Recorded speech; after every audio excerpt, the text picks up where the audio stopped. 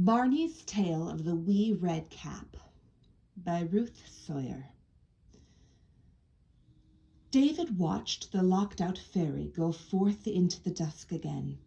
He had always supposed that fairies disappeared suddenly and mysteriously, but this was not so.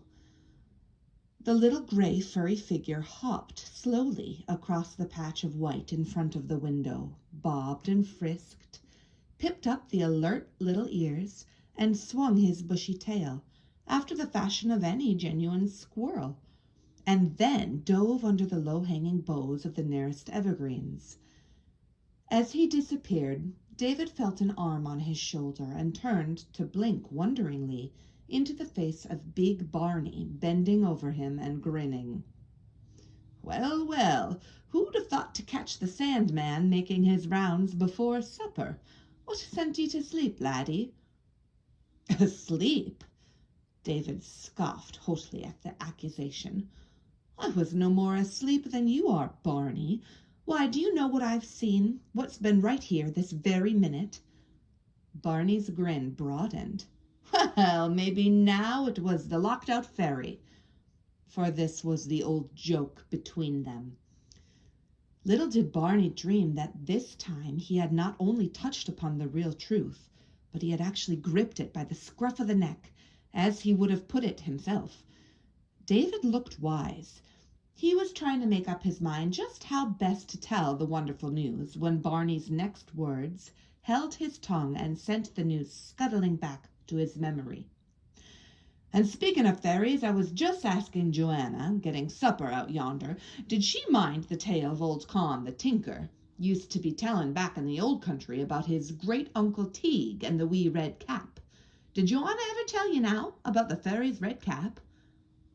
David shook his head. "It serves as an easy way of travel for them. You might almost call it their private Pullman car." Barney chuckled. "You wait a minute and I'll see is there time to tell the tale myself between now and supper." He was away to the kitchen and back before David had much more than time enough to rub the gathering frost from the window pane and look out for a possible return of his fairy. Nothing was to be seen, however, but the snow and the trees and the trail of tiny footprints, and big Barney was beside him in the window nook again, with a mysterious, knowledgeable look on his face. "Aye, there's time and light enough still in the west to see the tale through." He paused for an instant. "You know, laddie, over in Ireland they're not keeping Christmas the same as you do here. The poor, I mean. 'Tis generally the day after, St. Stephen's Day, though sometimes 'tis St. Stephen's Eve that they manage a bit of a feast and merrymaking. Them that has little shares with them that has less, and afterward the neighbours gather about the turf for a story-telling. Aye, many's the strange tale you will hear over in Ireland on one of them nights. And here's the old tale, Con. The tinker used for to be telling about his great-uncle Teague, the most close-fisted man in all of Enniskillen." And here again is the tale as Barney retold it, and David heard it as he sat in at the window nook of the lodge at dusk hour, just 7 days before Christmas. It was the eve of St. Stephen, and Teague sat alone by his fire, with naught in his cupboard but a pinch of tea and a bare mixing of a meal, and a heart inside of him as soft and warm as the ice of the water bucket outside the door. The turf was near burnt on the hearth, a handful of golden cinders left just, and Teague took to counting them greedily on his fingers. "There's 1, 2, 3, and 4, and 5. He laughed. "Faith, there may be more bits of real gold hid underneath the loose clay in the corner." It was the truth, and it was the scraping and scrooching for the last piece that had left Teague's cupboard bare of a Christmas dinner. "Gold is better nor eating and drinking, and if ye have naught to give, there'll be naught asked to ye." And he laughed again. He was thinking of the neighbours, and the doles of food and piggins of milk that would pass over their thresholds that night to the vagabonds and paupers who were sure to come begging. And on the heels of that thought followed another. who would be giving old Sean his dinner. Sean lived a stone's throw from Teague, alone in a wee tumbled-in cabin, and for a score of years past Teague had stood on the doorstep every Christmas Eve, and making a hollow of his 2 hands had called across the road, "Hey there, Sean, will you come over for a sup?" And Sean had reached for his crutches, there being but one leg to him, and had come. "Faith," said Teague, trying another laugh, "Sean can fast for the once. 'Twill be all the same in a month's time." And he fell to thinking of the gold again. A knock came to the door. Teague pulled himself down in his chair, where the shadow would cover him, and held his tongue. "Teague! Teague!" It was the widow O'Donnelly's voice. "If you're there, open your door. I have not got the pay for the spriggin this month, and the chilt there are needing food." But Teague put the leash on his tongue and never stirred till he heard the tramp of her feet going on to the next cabin. Then he saw to it that the door was tight barred. Another knock came, and it was a stranger's voice this time. "The other cabins are filled. Not one but has its hearth crowded. Will you take us in, the 2 of us? The wind bites mortal sharp. Not a morsel of food have we tasted this day. Master, will you take us in?" But Teague sat on, holding his tongue, and the tramp of the stranger's feet passed down the road. Others took their place, small feet running. It was the miller's wee Cassie, and she called out as she went by, "Old Sean's watching for ye. You'll not be forgetting him, will you, Teague?" And then the child broke into a song, sweet and clear, as she passed down the street. "Listen all ye, 'tis the feast of Saint Stephen.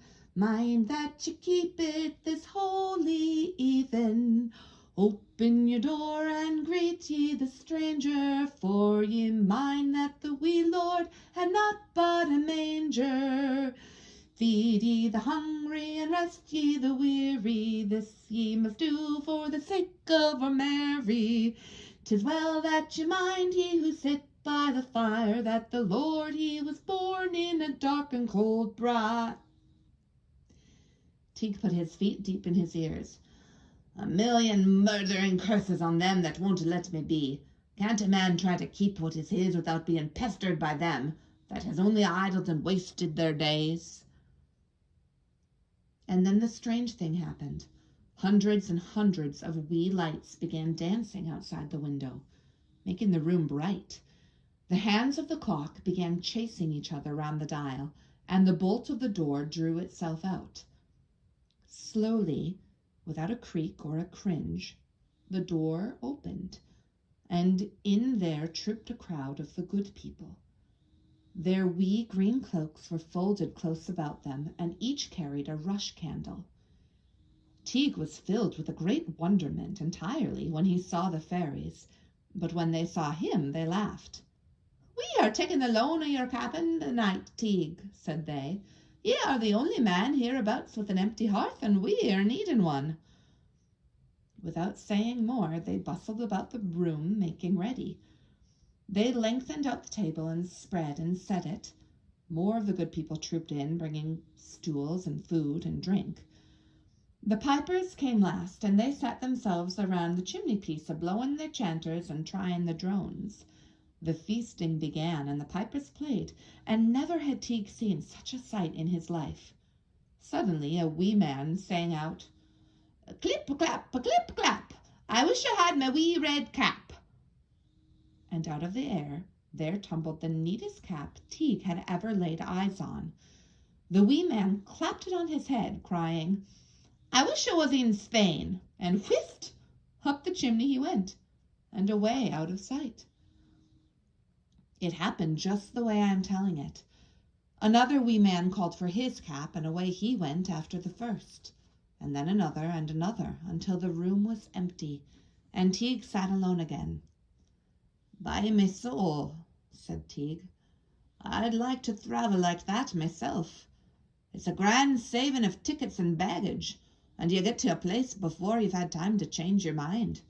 Faith, there's no harm done if I try it."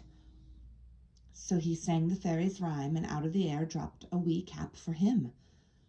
For a moment the wonder had him, but the next he was clapping the cap on his head, crying, "Spain!"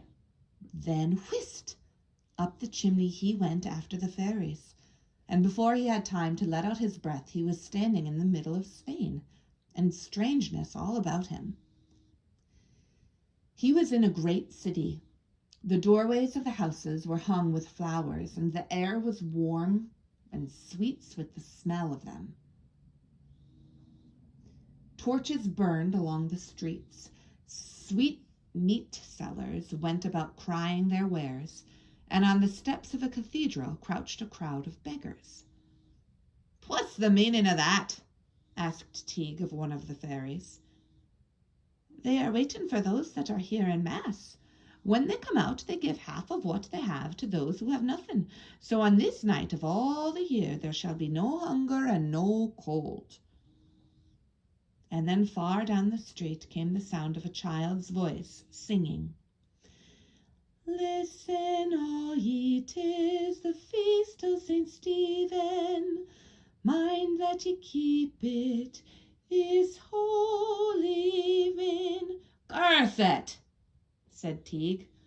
"Can a song fly after ye?" And then he heard the fairies cry, "Holland!" And he cried, "Holland!" too.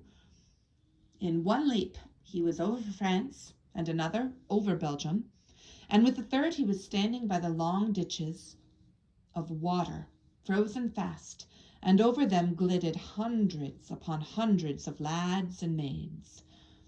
Outside each door stood a wee wooden shoe, empty.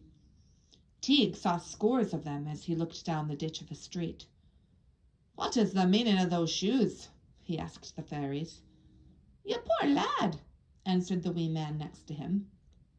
"Are you not knowing anything? This is the gift night of the year, when every man gives to his neighbour." A child came to the window of one of the houses, and in her hand was a lighted candle. She was singing as she put the light down close to the glass, and Teague caught her words. "Open ye doors and greet ye the stranger, for ye mind that the wee Lord had not but a manger." "'Tis the devil's work," cried Teague, and he set the red cap more firmly on his head. "I'm for the next country."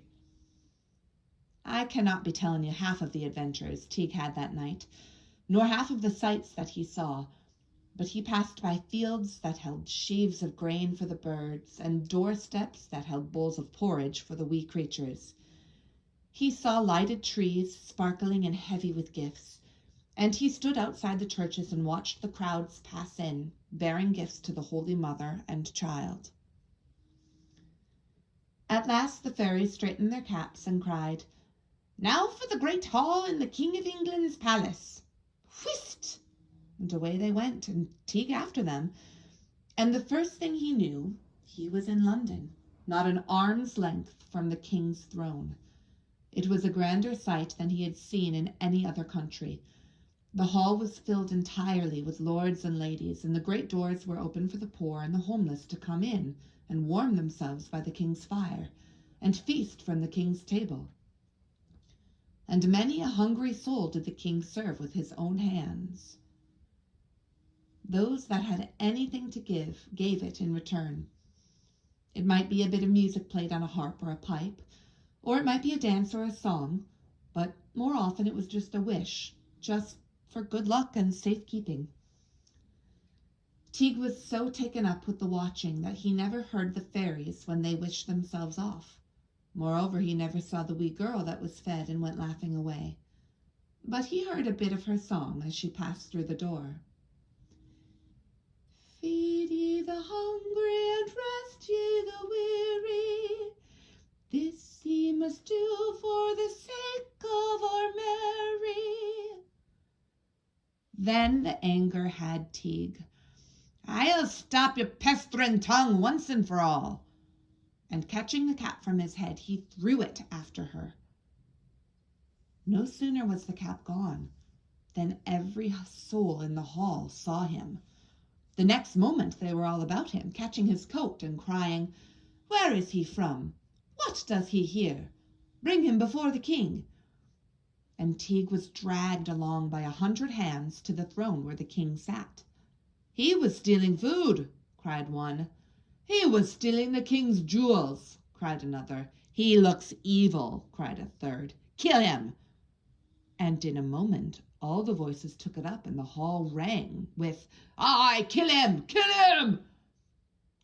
Teague's legs took to trembling, and fear put the leash on his tongue, but after a long silence he managed to whisper, "I have done evil to no one, no one." "Maybe," said the king, "but have you done good? Come, tell us, have you given any aught to any one this night? If you have, we will pardon ye." Not a word could Teague say.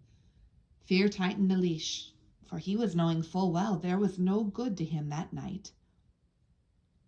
"Then ye must die," said the king. "Will you try hanging or beheading?" Hanging, please, your majesty," said Teague. The guards came rushing up and carried him off. But as he was crossing the threshold of the hall, a thought sprang at him and held him. "Your majesty," he called after him, "will you grant me a last request?"